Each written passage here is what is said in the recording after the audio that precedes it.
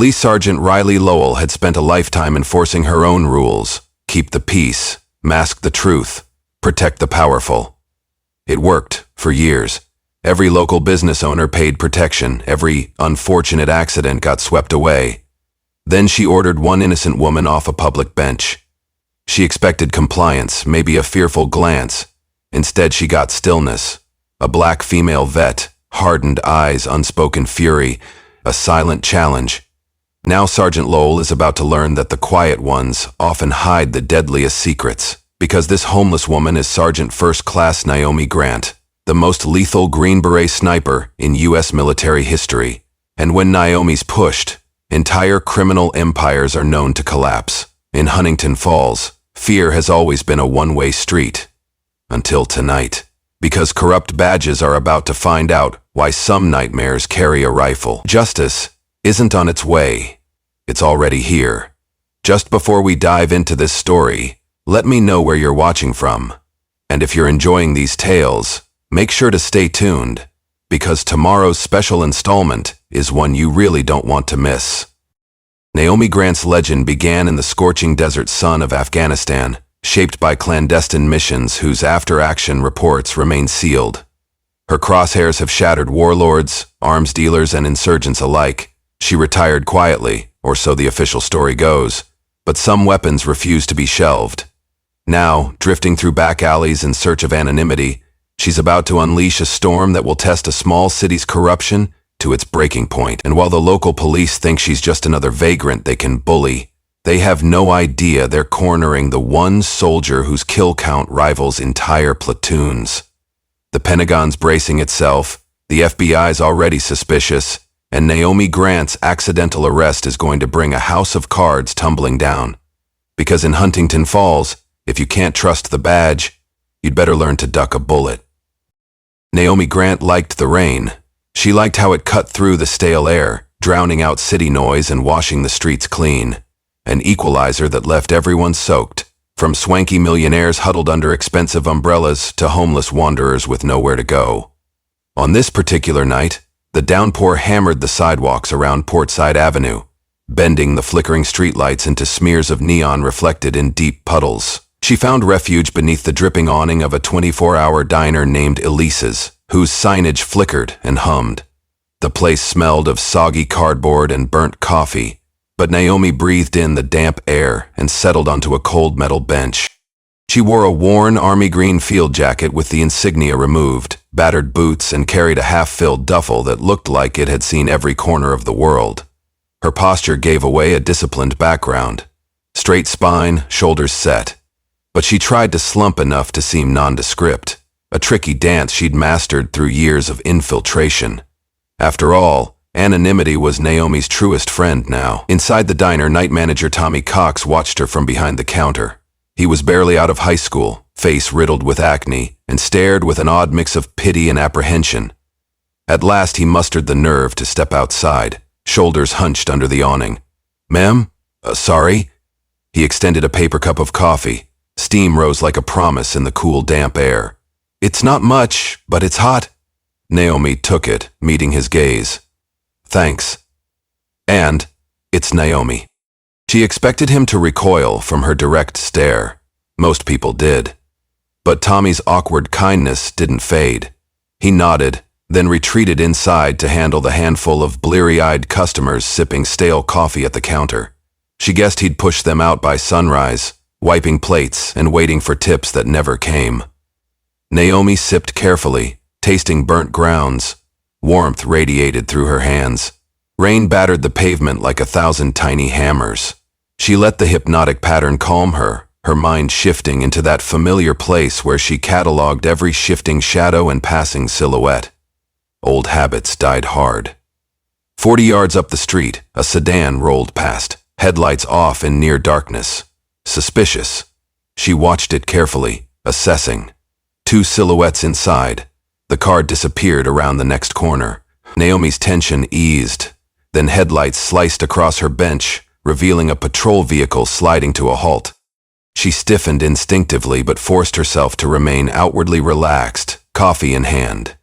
The cruiser's passenger door popped open, and out stepped Officer Riley Lowell, broad-shouldered, hair pinned tight into a no-nonsense bun that glistened with water under the street lamp. Another officer emerged from the driver's side, a younger man with a cautious expression. Lowell zeroed in on Naomi, a predator's glint in her eye. "Hey, no loitering here. Move along." Naomi didn't move. Her silence was pointed, the look in her eyes measured. She'd heard those words before, in a dozen different states, from men and women who saw her as a vagrant they could push around. She calmly set the coffee on the bench. The younger officer, Trey Diaz, his name tag pinned crooked on his uniform, shuffled his feet. "Sergeant, maybe let's just—" "I said get moving," Lowell barked, ignoring him. "I don't care if you're waiting on a bus or an invitation. This isn't your personal hotel." Naomi was still.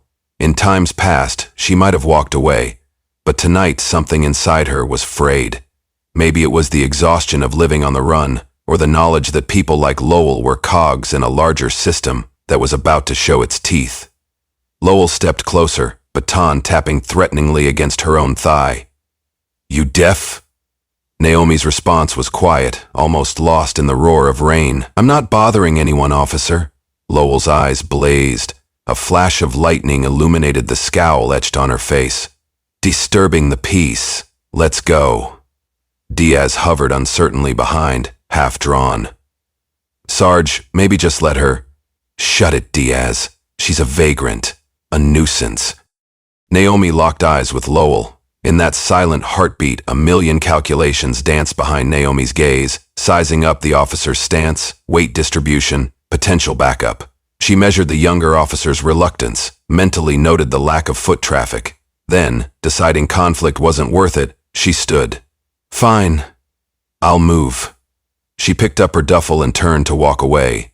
Lowell, furious at the perceived slight, swung her baton into Naomi's path, hooking the duffel's handle. The bag spilled open, contents scattering on wet concrete. A small journal, a battered paperback, basic toiletries, and a folded photograph. It was a snapshot of Naomi in a dress uniform, handshake with a high-ranking officer. The edges were dog-eared from being carried for years.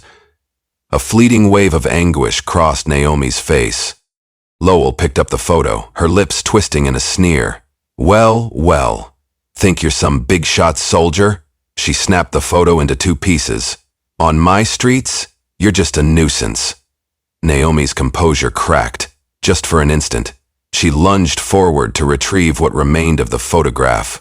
The younger cop stepped forward, guilt flashing in his eyes, but it was too late. Lowell saw an opportunity. "Resisting arrest?" she snarled, baton raised. "Hands behind your back." Naomi froze.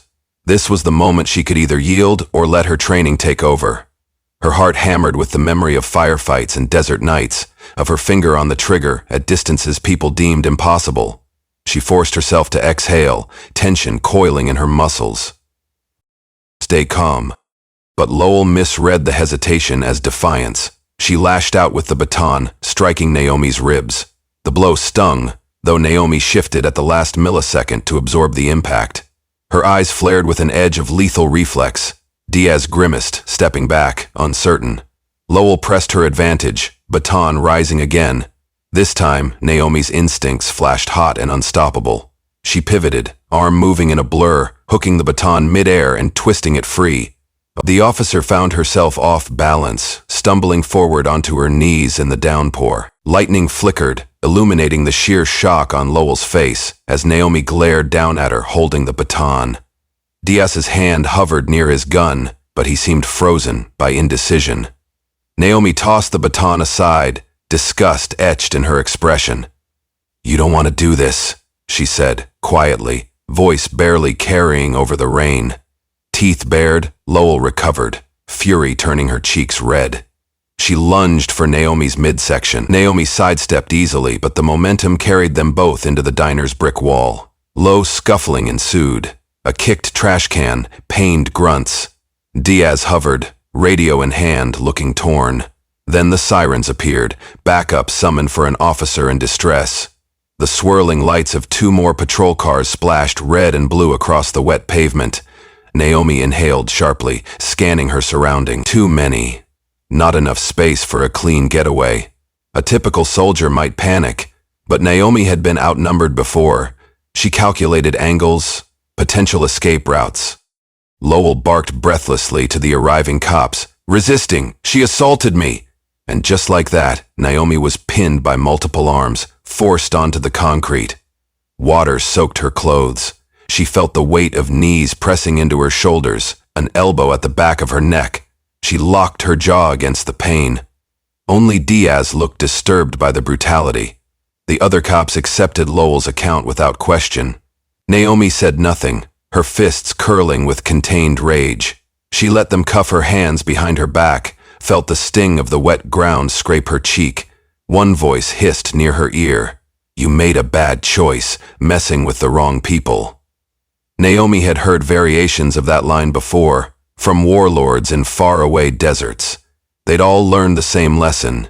You don't corner a well-trained predator. And so, as the squad car door slammed shut behind her, Naomi Grant, the most lethal Green Beret sniper in U.S. history, stared through the rain-blurred window and made a silent promise. Lowell, panting and drenched, glared at the vehicle. She had no idea what she'd just awakened. Naomi sat in a small, sterile holding cell at the Huntington Falls Police Department. The overhead fluorescent cast a sickly light across beige walls, peeling in corners. She assessed the security camera at the top corner, noted the heavy steel door with a reinforced viewing window.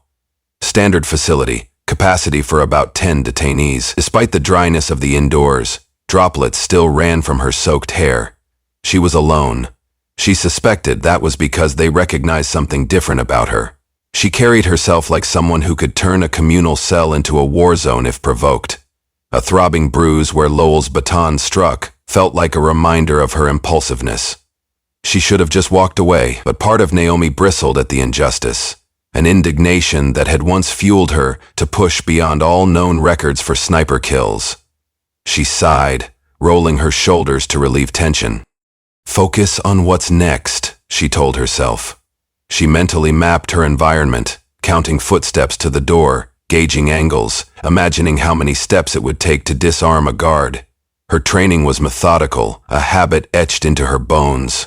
Outside, the precinct bustled. Phones rang, officers chatted or barked orders. People came and went, oblivious to the quiet storm behind that steel door. After half an hour, the door swung open, revealing Sergeant Lowell flanked by two other officers. Lieutenant Jordan Wynn, a tall man with salt and pepper hair and a cold expression, and an eager younger cop named Burke who had a hushed intensity in his eyes. Lowell's lip curled when she saw Naomi. "She's the one," Lowell said. Caused a scene, refused to obey, attacked me.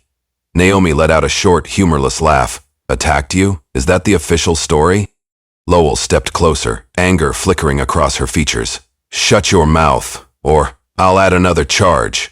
Burke studied Naomi with open curiosity, as though noticing details. The disciplined posture, the watchful eyes. "What's your name?" Naomi said nothing. She'd learned the power of silence. Wynn cleared his throat. "We need to process her." Lowell yanked Naomi to her feet. The handcuffs dug into Naomi's wrists. She grimaced but offered no resistance.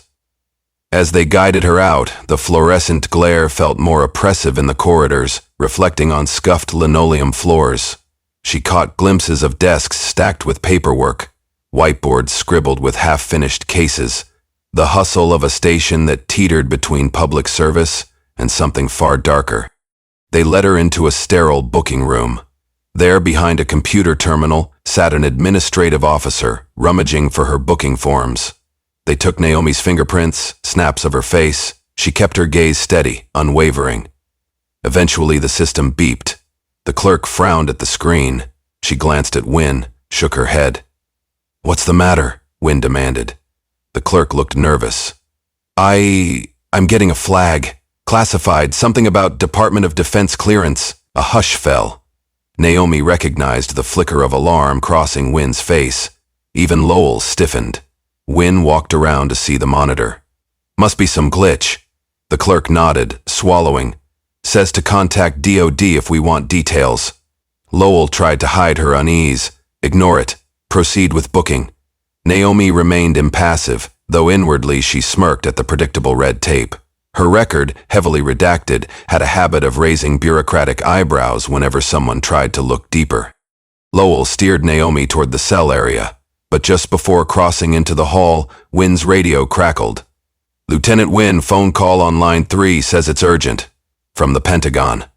All eyes turned to Naomi, but she stared straight ahead, face unreadable. Lowell hissed under her breath. "What the hell are you?" Naomi said nothing. She let them wonder. 40 minutes later, Wynn reappeared, brow furrowed, posture rigid. Without a word, he motioned for Naomi to be released from the holding cell. 2 uniformed officers unlocked the steel door, confusion swirling. Naomi stepped out calmly. Wynn eyed her with a mixture of suspicion and reluctant respect. "Seems you have friends in high places. Orders are to release you. All charges dropped." Lowell's face contorted in anger. "That's impossible." Wynn glared. "I just spoke to Colonel Whitaker from the DOD, he said. "Verbatim, you do not want to be messing with her. Let her go." "We follow orders, Sergeant." Lowell seethed. She grabbed Naomi by the arm, yanking her roughly. "Fine, but if I see you on my streets again, you're done." Naomi pulled her arm free, voice low. "If your streets are corrupt, Sergeant, you should be the one watching your back." A tense silence hovered, thick with potential violence. Then, Naomi retrieved her battered duffel. Someone had tossed her belongings inside carelessly. The torn photograph was stuffed in there too, corners missing. She said nothing about the damage. Her eyes flicked over the cluster of cops. She recognized the uncertain Diaz near the back, chewing his lip. He looked conflicted, as if he knew something wasn't adding up. Naomi walked out of the station into the drizzling dawn. She needed a plan. The unspoken truth of Huntington Falls was that it thrived on hush money, backdoor deals, and fear. It was once a quaint coastal town, but over the last decade an influx of illicit commerce turned it into a hotbed for smuggling, guns, drugs, even human trafficking. The new economy wore an official face, hidden behind investment firms and well-dressed criminals. Local law enforcement ranged from complicit to downright enthusiastic about their shady profits. And there was a name whispered in hushed circles: Deborah Coates, a wealthy socialite turned underworld queen, rumored to hold half the city's politicians in her pocket. Officially, she was a philanthropist who donated to youth programs, but if you peeled back that veneer, you'd find shipments arriving at night, protected by custom papers that never saw the light of day. Naomi had learned about Coates's organization during her final overseas mission, the details of which were sealed. She'd discovered that some arms deals in Eastern Europe traced back to this unassuming city on the American coast. She'd also discovered that her efforts to uproot the network had been quietly blocked by superiors more interested in diplomatic niceties than shutting down a pipeline. Disillusioned, Naomi left the service. Yet the knowledge festered. Huntington Falls was an infection, and Deborah Coates was the plague carrier. So Naomi came here, drifting in quietly with no official plan. She wanted to confirm her suspicions, but the petty aggression of Sergeant Lowell had just accelerated her timeline. She was no longer invisible. Now, the city's corrupt underbelly would come for her, and that was precisely what Naomi needed. She made her way through an industrial zone near the docks. Rusted warehouses loomed, battered by salt air. The morning sky remained overcast, casting a gray filter over the abandoned shipping containers stacked haphazardly. Naomi slipped into a side alley. She knew an old associate worked in this area, a Marine vet named Shane Billings, who'd lost a leg in Kandahar. He now ran a small salvage yard, collecting metal scraps. Word on the street was that Shane also dealt in off-the-books firearms, hooking up old friends from the service who needed unregistered gear. She found him in a corrugated shed, surrounded by the clang of metal being sorted. He was short, built like a fire hydrant, with close-cropped hair and a slight limp. He turned, face lighting up in cautious recognition. "Naomi Grant, heard rumors you vanished." She shrugged. "I did." Shane wiped his brow. "Why are you here?" Naomi's eyes flicked around. "Need supplies, and a place to lay low." He studied her face, the bruises forming under her jacket, and nodded toward a battered shipping container, repurposed into a workshop. Inside, rows of metal shelves held a variety of items: leftover MREs, tarps, rifle cleaning kits, random mechanical parts. Shane lowered his voice. "I keep some equipment for special customers. You looking for a rifle or sidearms?" "Both." A flicker of worry crossed Shane's eyes. "Not sure I want to know what you're planning." Naomi forced a small smile. "Let's just say sometimes you can't rely on the system." He exhaled. "All right, but keep me out of the crossfire, Naomi." She nodded. "I'll do my best." They spent the next hour going over gear. A compact Glock 19 with the serial filed off. A custom sniper rifle reminiscent of the ones Naomi used overseas, though not as advanced. She tested the bolt, satisfied by the smooth action. She grabbed extra ammo, a ballistic vest, and a burner phone Shane had in stock. Shane offered her a battered first aid kit. For those bruises, Naomi accepted it. She felt an odd gratitude toward him. "Thanks, truly." He gripped her shoulder lightly. "We served. Doesn't matter if it was different branches. We look after each other. Just come back alive." Naomi's throat tightened. She'd grown used to life on the margins, forgetting what it was like to have even a semblance of camaraderie. She nodded wordlessly. Outside, midday clouds glided across the sky. Naomi loaded her gear into a backpack, left her duffel. She wouldn't need extra clothes for what was coming. Before leaving, she glanced at Shane. "If you hear troubles brewing, let me know." He tapped the side of his nose. "Got it." Sergeant Lowell sat at her cluttered desk back at the precinct, her muscles still sore from the scuffle with Naomi. Anger brewed in her gut. She replayed the scene in her head over and over. The embarrassing moment Naomi disarmed her. A soft knock made her look up. Officer Diaz hovered in the doorway. She scowled. "What do you want?" He stepped inside, shutting the door. "Look, Sarge, I'm worried about that woman." Lowell snorted. "Worried about a vagrant who attacked a cop?" Diaz rubbed the back of his neck. "You saw how the DOD reacted. I heard rumors. She's not normal. If she's—" Lowell slammed a palm on the desk. "We handle this in-house. I don't care who she is. She can't just come in and disrespect us." Diaz hesitated, steeling himself. "But maybe we should." "Should what?" she barked, voice low. "That woman is a threat, Diaz. She's going to cause chaos. And if you don't want to end up on the wrong side of it, do your job. Keep your eyes open and report to me." He frowned. Something about her tone hinted at deeper corruption, alliances he hadn't realized existed, but he nodded stiffly. "Yes, Sergeant." The moment Diaz left, Lowell snatched her phone and dialed a private line. A man's calm voice answered. "Yes, this is Sergeant Lowell. We have a situation." He sounded bored. "We or you?" She gritted her teeth. "A potential threat, a woman, ex-military apparently.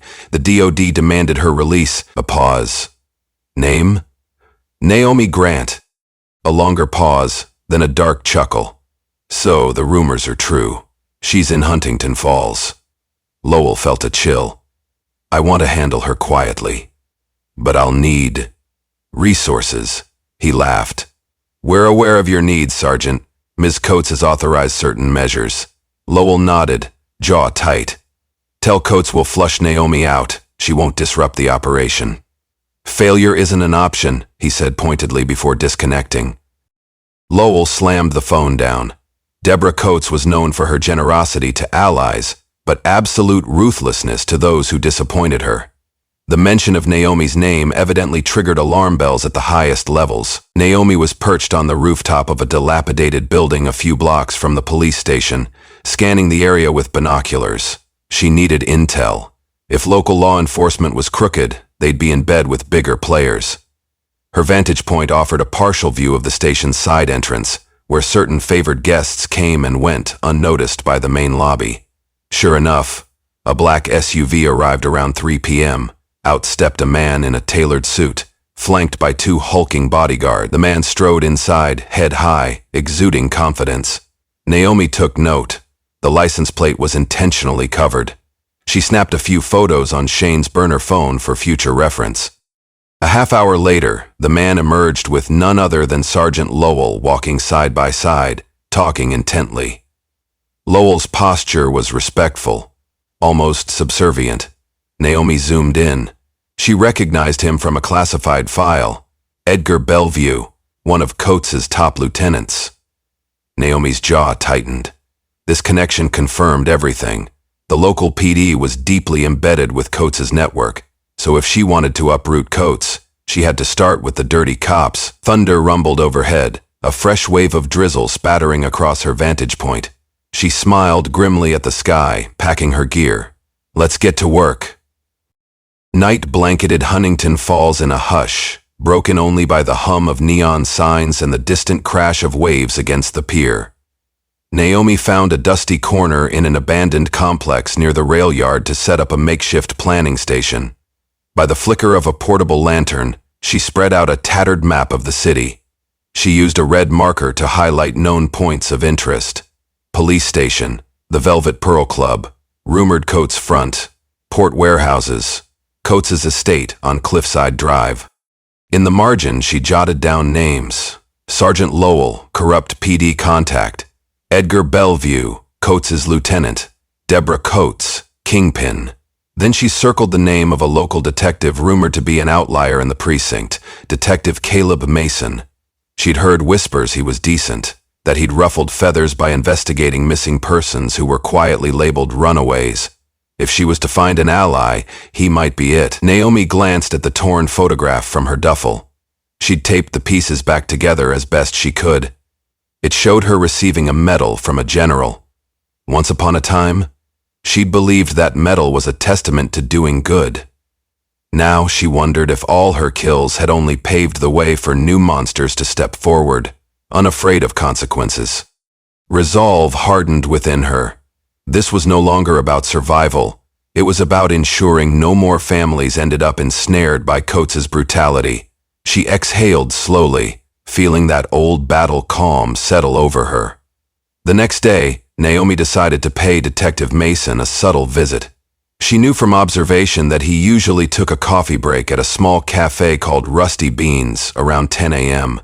The place was modest, with scuffed floors and mismatched chairs. Mason typically perched by the window, reading case files on a battered tablet.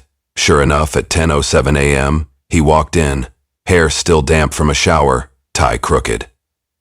He ordered black coffee and sank into a corner seat. Naomi entered a minute later, wearing jeans, a hooded jacket, sunglasses. She bought a coffee, then deliberately took the table beside his. For 5 minutes, they sipped in silence. Mason typed on his tablet. Finally, she spoke, softly. "Detective Mason?" He looked up, startled. "Do I know you?" Naomi pulled her sunglasses off, letting him see her bruised cheek. "Not personally," he frowned. "You're that woman they arrested, aren't you? The one the DOD had released." She nodded. "I've heard you're one of the good ones." Mason seemed genuinely taken aback. "I do my job. If you're here to ask me about your arrest, I can't help. The official record is blank." Naomi smiled faintly. "I don't need help with that. I need information about the missing people in this town." His expression darkened. "It's complicated." She leaned closer, voice a near whisper. "Detective, I have reason to believe those vanishings connect to human trafficking, organized by a certain powerful figure." Mason's fingers curled around his coffee cup. "I can't discuss open cases with—" "How many times has your investigation been stalled by your own department?" Naomi pressed. His eyes flicked away. That was answer enough. She saw conflict flash in his face. Fear, frustration, hope. Finally, he set his coffee down. "I've seen patterns. People vanish. Teen runaways, low-income women, undocumented workers. File after file. No suspect, no leads, no closure. And every time I push, the higher-ups bury it." Naomi nodded. "They have deep pockets. They also have a ring shipping these victims overseas." Mason inhaled, trembling with suppressed rage. "If I could prove that." She slid a small USB drive across the table. "Evidence. Surveillance from the docks. Codes for shipping manifests. I've been gathering what I can." His eyes widened. "Where did you get this?" Naomi let the question hang. "If you want to end this, join me, but do it quietly. People in your own department are on the payroll."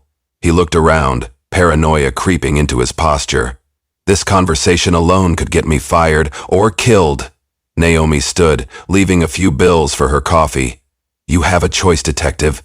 Be the good cop you claim to be, or walk away. As she turned to leave, he called after her. Wait, who are you? She paused. Naomi Grant. That's all you need to know. Then she slipped out of the cafe, leaving him staring at the USB drive, heart pounding. Sergeant Lowell was not idle. She had men patrolling the city's key intersections. She wanted Naomi found so she could deliver that victory to Coates and secure her own position. She seethed at the thought of how her authority had been undermined by that phone call from the Pentagon. She approached Coates's lieutenant, Edgar Bellevue, who waited in an upscale bar's VIP lounge, a labyrinth of velvet curtains and crystal chandeliers. Despite it being noon, Bellevue sipped whiskey with casual ease, like a man who had no reason to worry. Lowell slid into the seat opposite him. Any progress on the search? He asked, bored.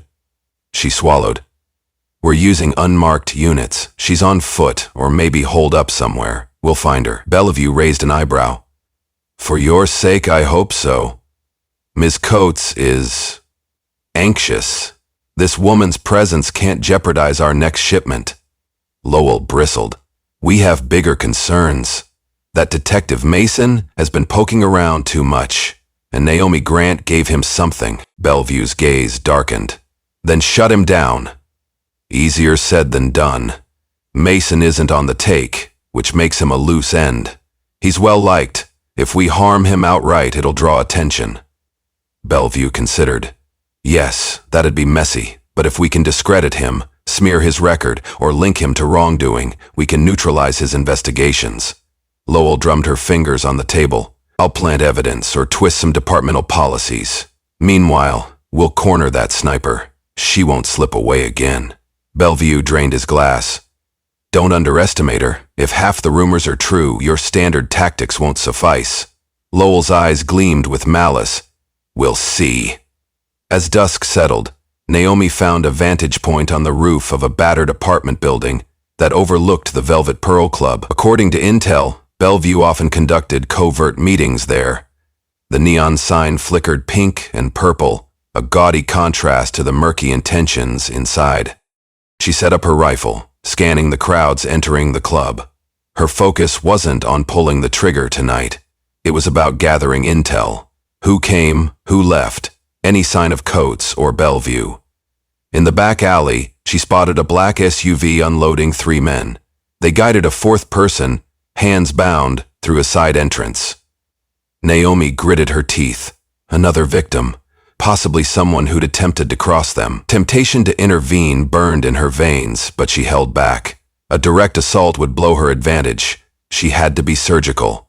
Then a door opened on the rooftop across from her vantage point.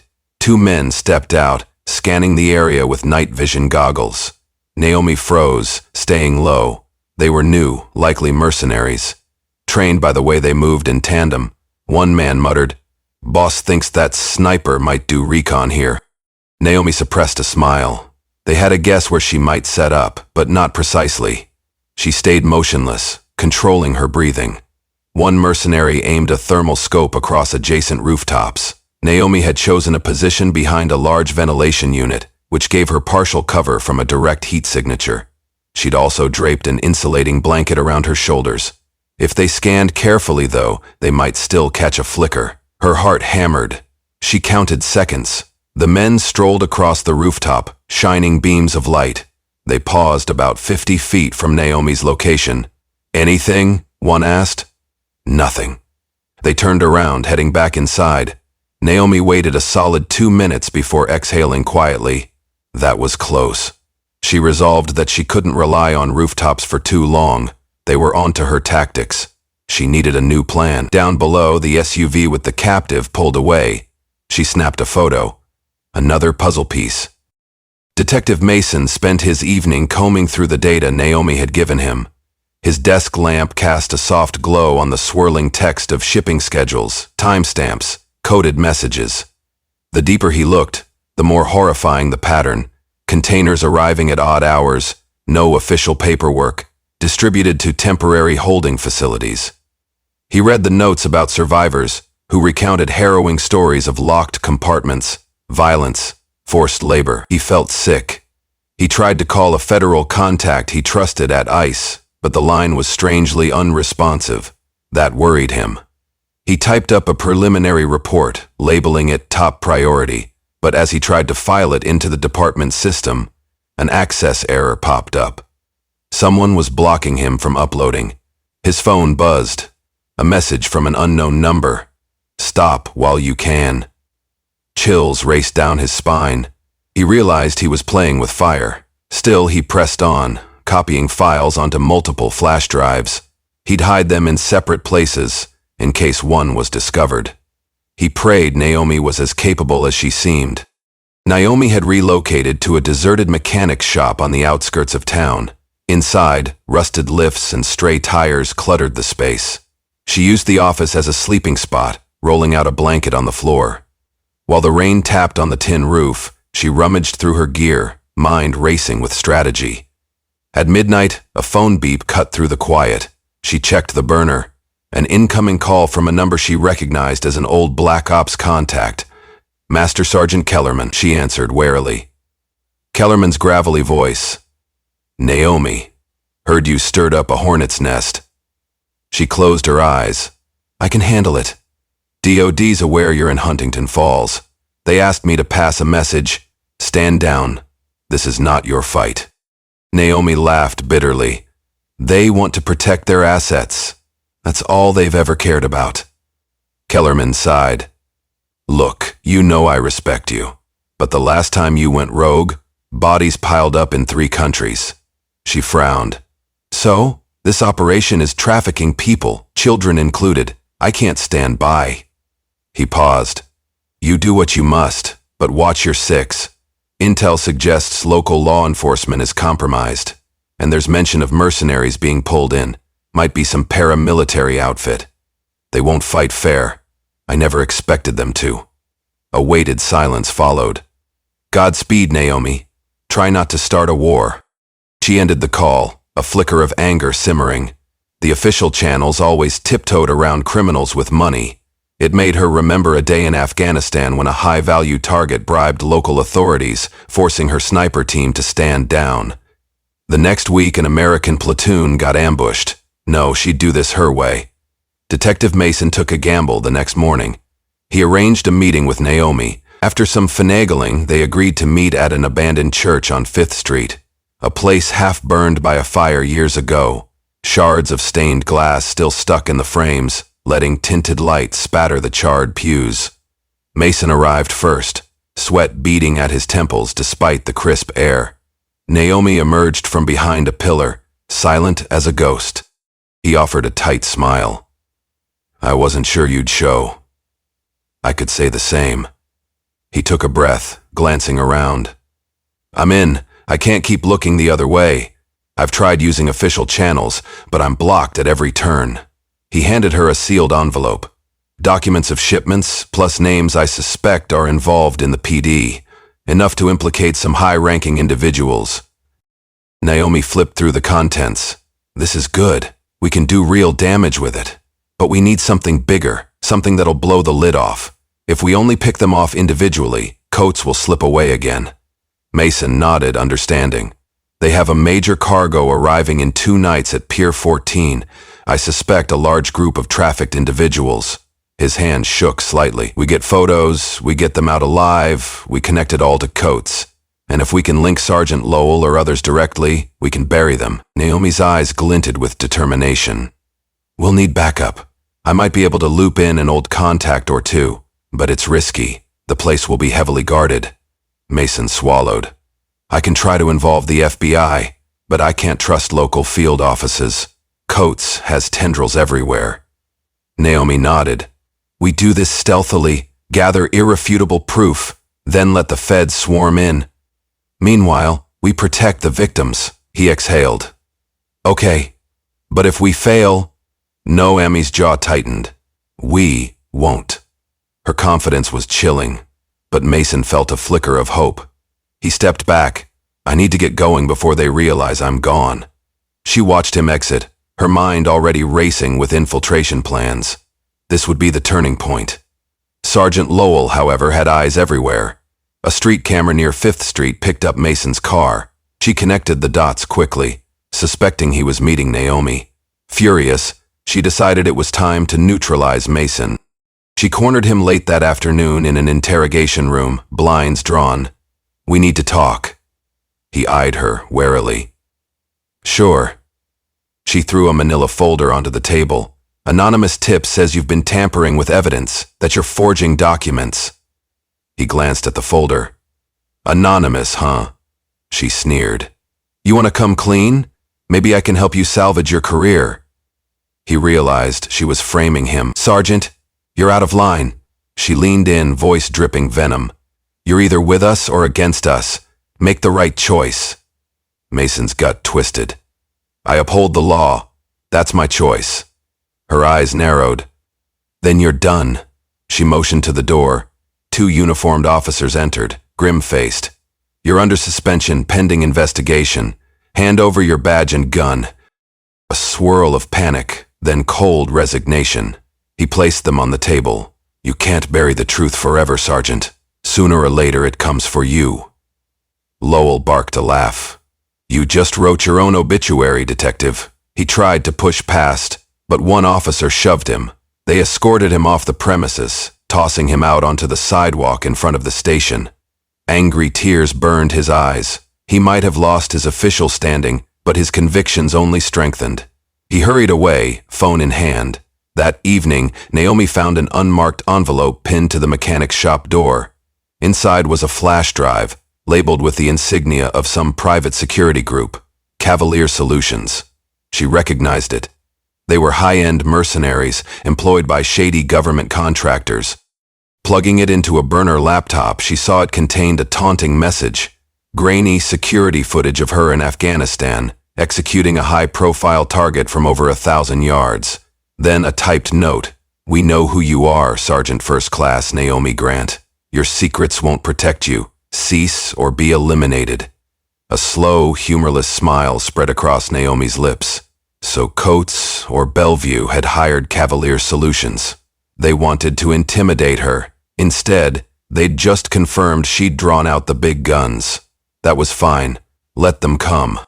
On the night before the planned raid at Pier 14, Naomi reconvened with Mason in a remote cul-de-sac behind an old butcher's shop. She was accompanied by a single ally, a tall, muscular woman named Dev Monroe, another Special Forces vet who owed Naomi a favor.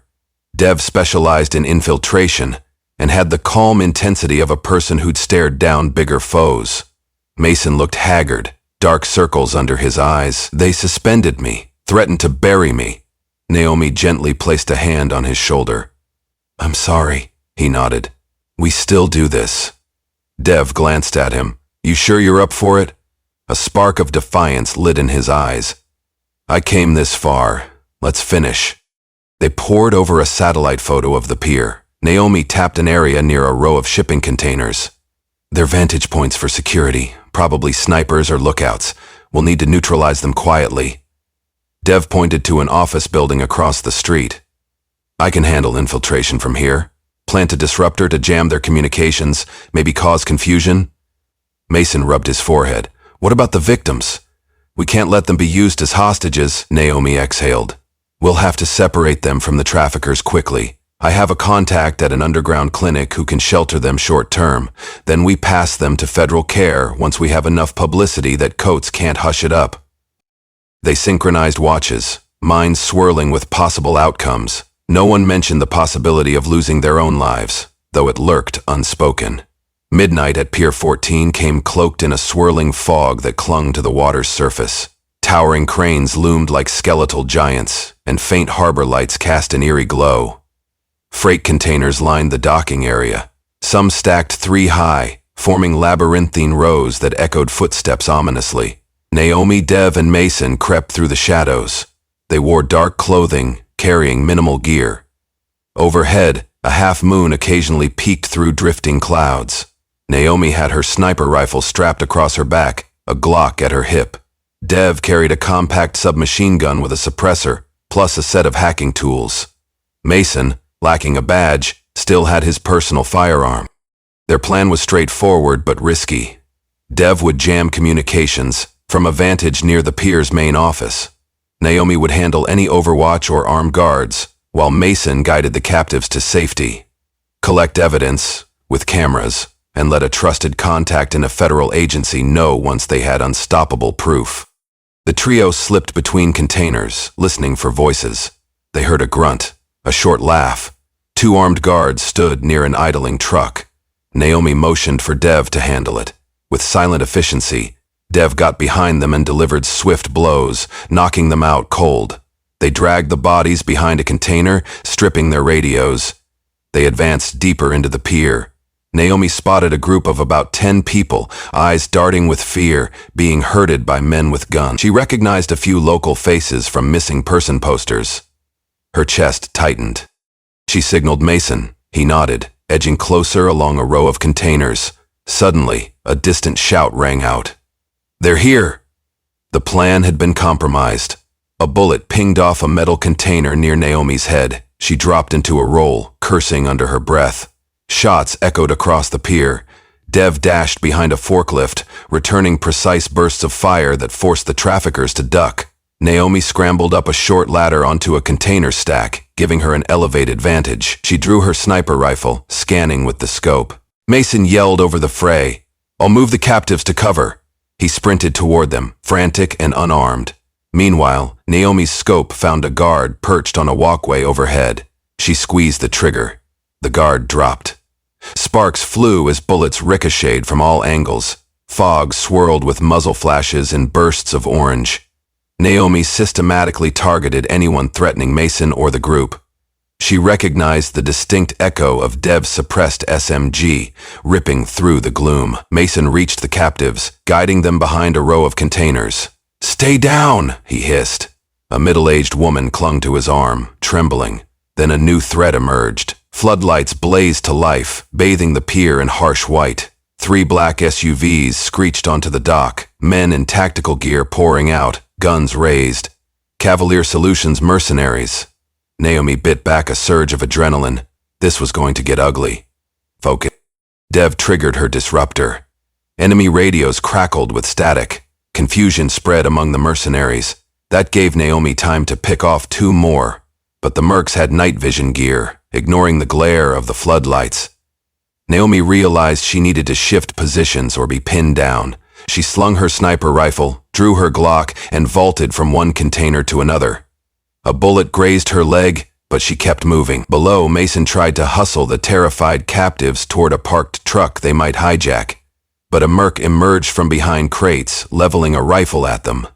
Mason froze, arms spread in front of the group. Naomi leapt from the container, landing behind the merc. A swift elbow disarmed him. She twisted the weapon away and delivered a final blow to his temple, dropping him. She nodded at Mason. "Go."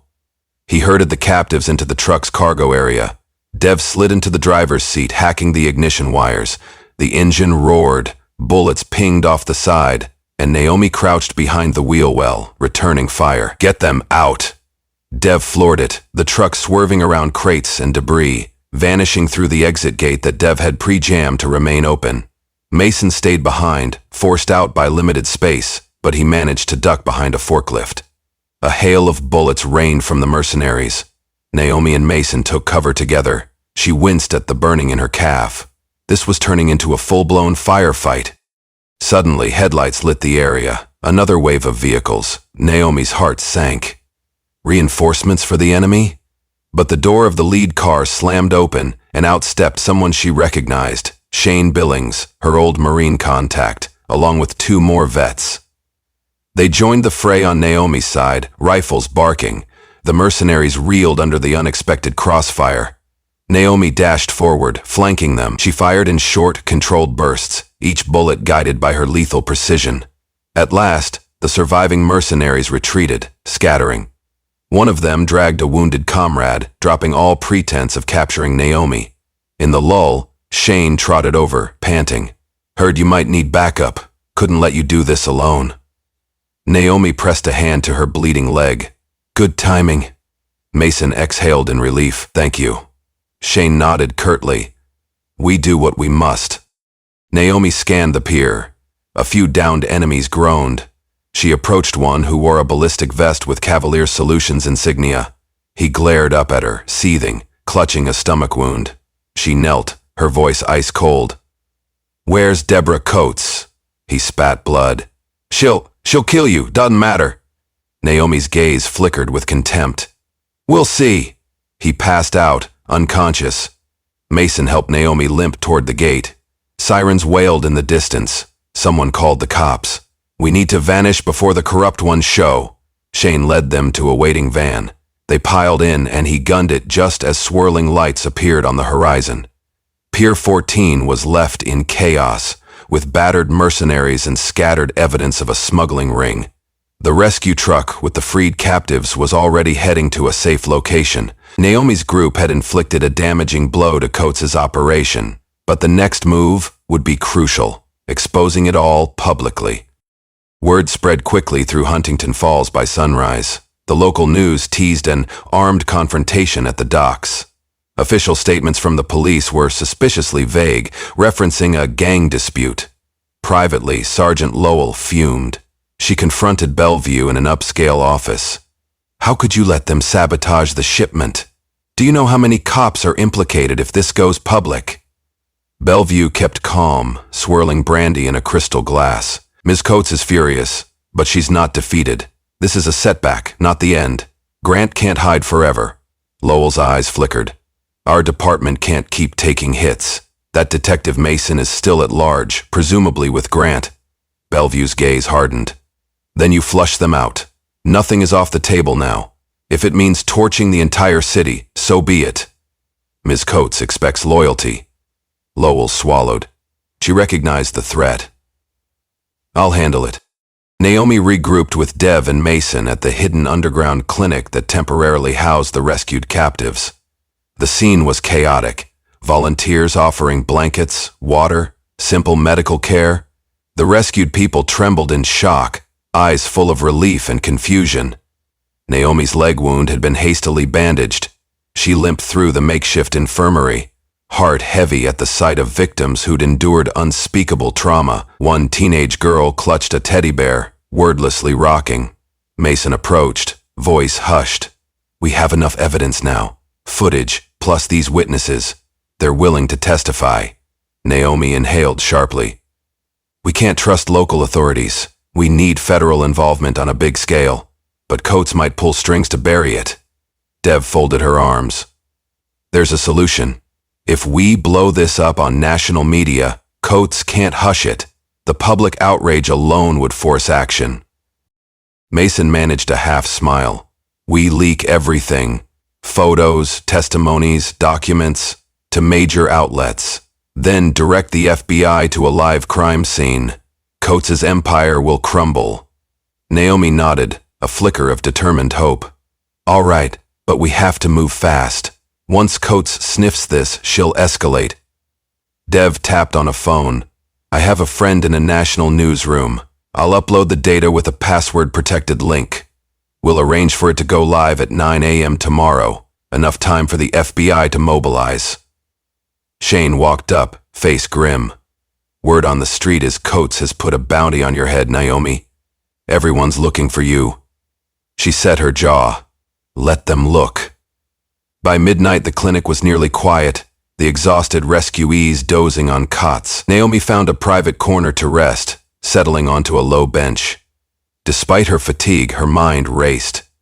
Memories of firefights, of covert missions that ended with toppling terrorists but leaving behind local chaos, haunted her. Mason approached quietly, holding 2 steaming cups of instant coffee. He offered one. "Can't promise it tastes good." She accepted with a small smile. "Thanks." They drank in silence for a moment. Then Mason spoke softly. "You're taking a big risk." She shrugged. "I've done risk before." He studied her, clearly curious. "They say you're the best sniper in Green Beret history," a haunted flicker in her eyes. "Records and rumors. People love to glamorize kill counts. But those kills, they weigh on you. Every single one." Mason looked down at his coffee. "You're saving lives now," she nodded. "Trying. He sighed.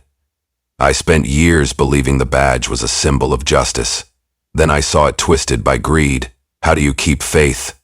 Naomi's voice tightened. You don't. You keep going, because you owe it to the innocent, not to any system. The system fails. People can't fail each other. Mason stared at her. I hope you're right. She mustered a gentle grin. We'll find out tomorrow. Tomorrow arrived with a vengeance. The media leak was scheduled for 9 a.m. At 7 a.m., a phalanx of black SUVs tore through the streets. Cavalier Solutions mercenaries, joined by uniformed police loyal to Lowell, converged on the old butcher shop near the cul-de-sac where Naomi and her allies had last been spotted. They found it empty. They stormed a second location, a safe house rumored to be used by Shane's contacts, also empty. Each time they arrived minutes too late, trailing behind clues Dev had deliberately planted to mislead them. By 8:30 a.m., a furious Sergeant Lowell was on the phone with Bellevue. We keep missing them. They're ghosting us. Bellevue, from Coates's private penthouse, hissed. We just traced an email blast from a secure server. Something big is about to drop on the news. If it goes live, we're finished. Lowell's mind spun. They must be holed up somewhere. We still have time to kill the story if we destroy the evidence, or at least the messenger. Bellevue exhaled. Find them. Any cost. At 8:45 a.m., Naomi, Mason, Dev, and Shane had gathered in a small suburban house owned by a local activist, a discreet friend of Mason's. They'd used a generator to power a few laptops, monitoring news feeds. At exactly 9 a.m., the broadcast began. A national news anchor introduced a breaking story, exposing a large human trafficking operation in Huntington Falls, naming Deborah Coates as the suspected ringleader. They showed leaked footage from the pier, partially blurred for sensitive content, but enough to confirm a smuggling operation. Interviews with tearful survivors. Shots of shipping manifests bearing Coates Shell Corporation. Mason let out a shaky breath. It's out. They can't bury it now. Naomi nodded, tension coursing through her. We just made ourselves prime targets. Shane's phone pinged. He glanced at it. Rumor says Coates is holed up in her private estate, forging an escape plan. She might try fleeing by helicopter or boat. Dev frowned. We need the feds to arrest her before she escapes, but the local PD might resist. Naomi reached for her rifle. Then let's make sure she can't slip away. Mason looked uneasy. We can't just raid an estate. That's suicidal. She'll have an army. Naomi lifted her chin, eyes steely. An army doesn't intimidate me. But we might not have to do it alone. The FBI should be mobilizing now that the news is public. We just have to hold Coates in place until they arrive. Dev slid extra magazines into her vest. We jam her escape. Our job is to pin her down. Shane nodded. We'll block her roads, sabotage her helicopter, do whatever it takes. Mason gulped. I'm with you. Naomi placed a hand on his shoulder. Stay safe. The rest of us have been in firefights like this. You're new. He mustered a determined smile. You saved me once. Let me return the favor. Deborah Coates's estate perched on a coastal cliff overlooking the Atlantic, surrounded by manicured lawns and high walls. A private security detail patrolled with automatic weapons, and newly arrived mercenaries roamed the perimeter in black tactical gear. In the distance, thunderheads gathered, as if nature itself braced for the coming confrontation. Naomi's crew drove a pair of SUVs they'd borrowed from supportive locals, approaching from a back service road that cut through a wooded area behind the estate. Dev parked under thick foliage. We proceed on foot. Naomi checked her sidearm. Remember the plan. Sabotage the helicopter in the rear helipad first. Then we move to pin her inside. Shane cracked his knuckles. Let's do it. They advanced, crouching through the tall grass, hearing the ocean's roar below the cliff. At the estate's backside, a chain-link fence rose, topped by barbed wire. Dev cut through it with bolt cutters, piece by piece, trying not to rattle it. They slipped onto the manicured grounds. Storm clouds rolled overhead, darkening the sky. Ahead, the silhouette of a helicopter gleamed on the helipad. 2 guards stood near it, scanning the area. Naomi took aim with her suppressed rifle. 2 quick shots, each guard slumping quietly. Shane dashed to the chopper, rummaging for tools. He yanked out crucial parts of the engine's mechanism, ensuring it wouldn't take off. A crackle of radio static. Mercenaries on the estate realized something was amiss. Floodlights snapped on, sweeping the grounds. They had minutes at best. Naomi led them toward the mansion's west wing. The opulent structure towered, windows reflecting the stormy sky. As they approached a side entrance, a group of mercenaries rounded the corner. Gunfire erupted. Naomi's team scattered for cover behind decorative hedges and stone columns. Lightning flashed, thunder growled. The fight began in earnest, muzzle flashes dancing in the gloom. Dev flanked left, peppering the mercenaries with precise bursts. Shane lobbed a flashbang, disorienting them. Mason stayed low, returning fire with surprising steadiness. Naomi, at the center, advanced methodically, each shot purposeful, lethal. Gradually, they pushed the mercenaries back toward the mansion's interior. Rain started to pour, turning the lawn slick. Naomi's heart pounded. This was the final push. Inside the mansion, marble floors glistened under ornate chandeliers. The group split up to clear rooms. They could hear Deborah Coates barking orders to her staff, something about other escape routes. Naomi cornered one suited bodyguard near a grand staircase. He tried to raise his weapon, but she disarmed him with a brutal twist. He hissed, "You think you're righteous, soldier? Coates will crush you." She knocked him out cold. In a lavish sitting room, Dev pinned two more guards behind an overturned couch, exchanging gunfire that shattered antique vases. Mason guided Shane to secure the east hallway. At last, Naomi spotted Deborah Coates herself, dressed in a tailored suit, diamond earrings catching the overhead light. She stood at the far end of the main corridor, flanked by Bellevue and Sergeant Lowell. Coates's face was etched with fury. Lowell aimed her pistol at Naomi. "Stop!" Naomi advanced slowly, gun leveled. Bellevue sneered. "You have no authority here. This is Ms. Coates's property." Rain pounded against the tall windows. Naomi's voice was ice. "Your empire's crumbling. The evidence is out. The feds are on their way." Coates's expression twisted into arrogance. "I have friends in high places. Even if the FBI shows, I'll walk free. But you'll be nothing but a memory." Lowell tensed, finger on the trigger. Naomi dropped low, firing. The shot struck Lowell's arm, forcing her to drop the pistol. Bellevue fired wildly in retaliation. Naomi dodged behind a pillar, bullets chipping marble. Coates used the distraction to sprint toward a side passage. Naomi cursed and pursued. Bellevue tried to block her, forcing a quick exchange of shots. Bellevue was skilled, but not enough for Naomi's reflexes. She winged him in the leg, sending him sprawling. She continued down the hallway, hearing Coates's footsteps. Up ahead, a set of ornate doors led to a private study. Naomi burst through, weapon at the ready. Coates stood by a large window overlooking the cliff, the ocean raging below. She clutched a small pistol, hands trembling with a mix of fury and desperation. "You think you've won, you savage." Naomi kept her gun aimed. "This ends now."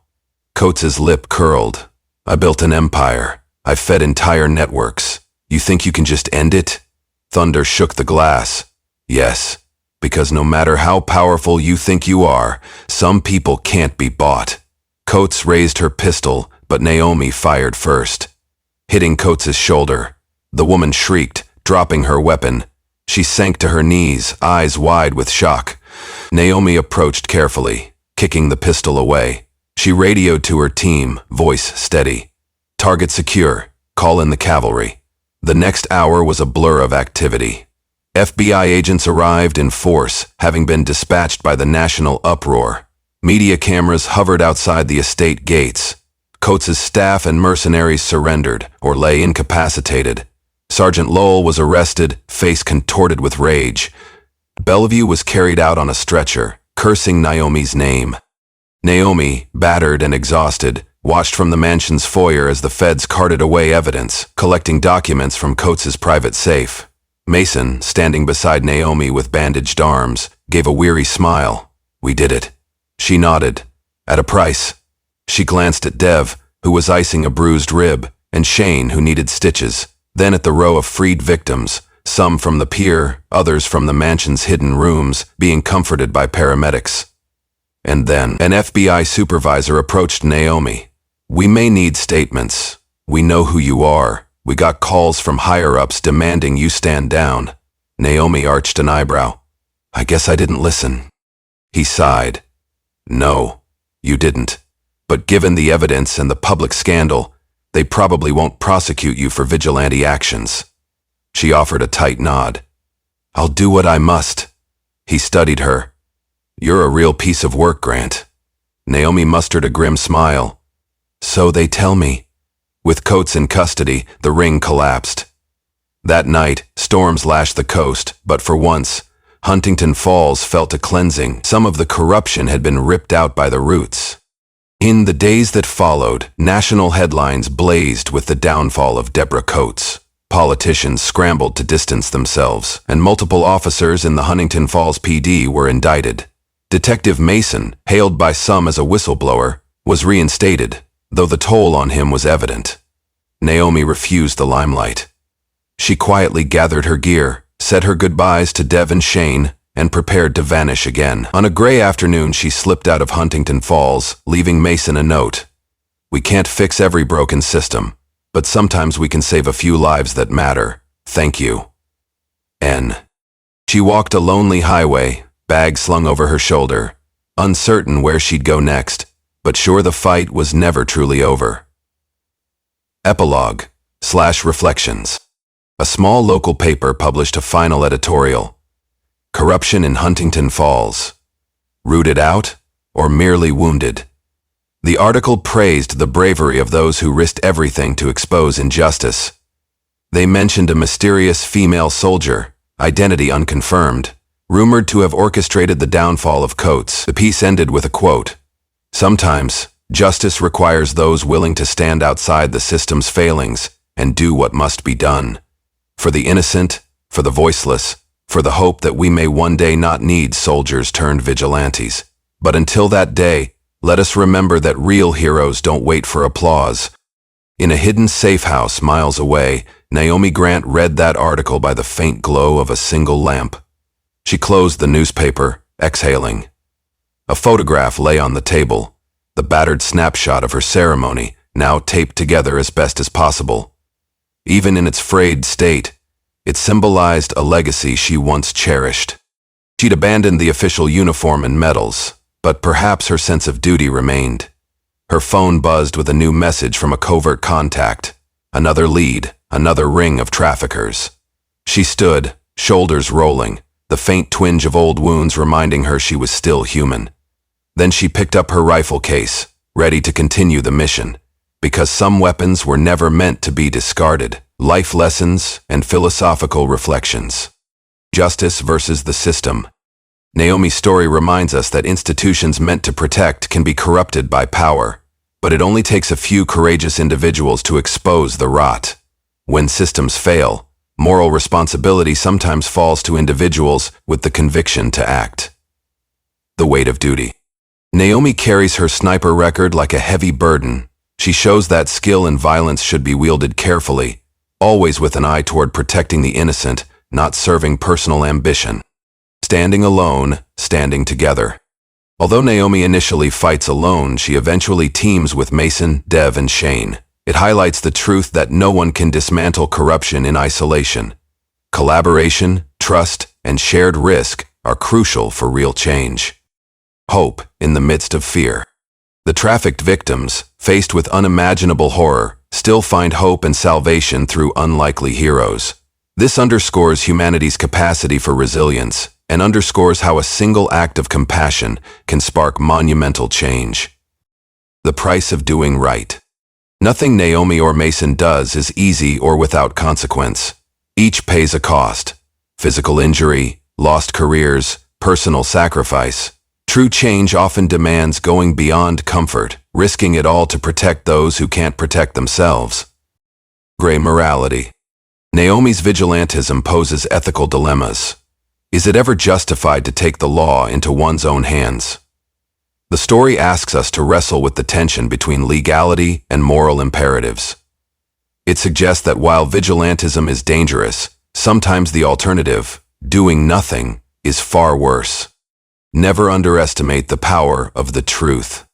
In the digital age, leaking undeniable evidence to the press and public can topple entire criminal enterprises.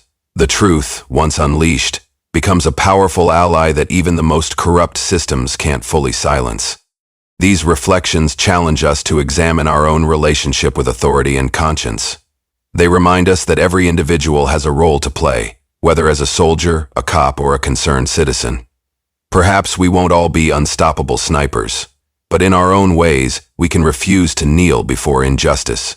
Because sometimes, the only thing standing between evil and the vulnerable is the unwavering resolve of those who dare say, enough.